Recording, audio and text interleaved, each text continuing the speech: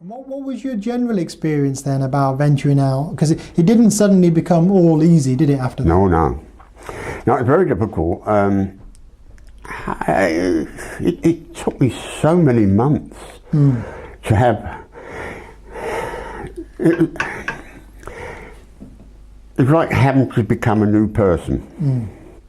I've always been bold, outward, in your face, if you like. Yeah. I've always been that sort of person. Yeah. And this made me a bit of an introvert, well, definitely a recluse at the beginning. And I was, because of the way I was in life, working, I was always meeting people and could talk to people. This way, I couldn't talk to people very well.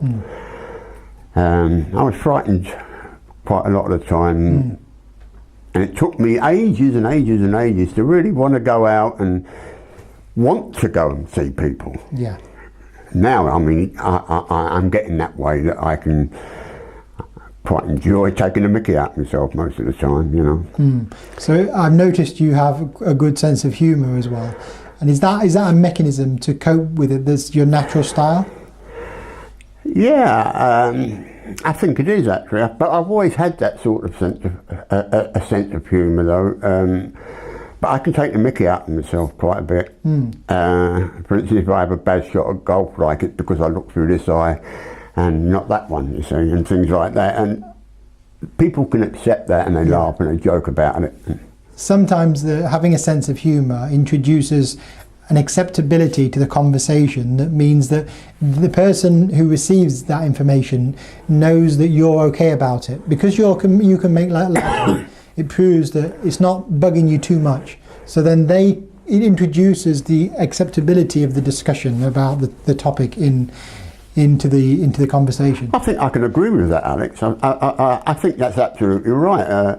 I have noticed that, you know, if I'm sort of a bit blasé about it, then they can come to terms with it a lot better and they don't feel embarrassed by it.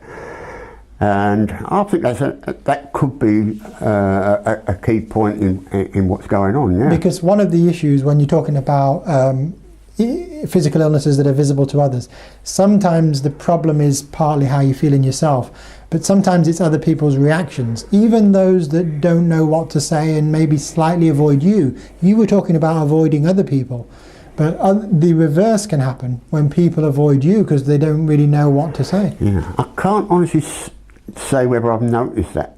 I can't. No, in all honesty, I don't think anybody's deliberately avoiding me. No. No, they haven't.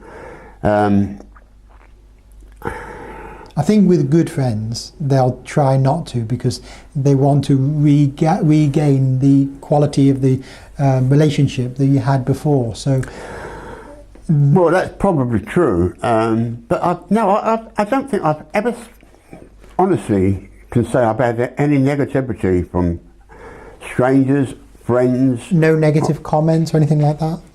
No, I've had people make interesting comments. Yeah. I've had people ask me how I feel about certain things.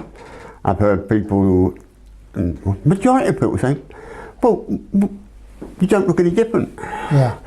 And of course that's when I say to them, but I'm not the same as I was. He said, well, one particular bloke said, well, you're always ugly. So, can't win, can I? I hope you told him where to go. So, I mean, in a way, you deal with those comments your own way. Yeah. I like to think I'm a strong person. Yeah.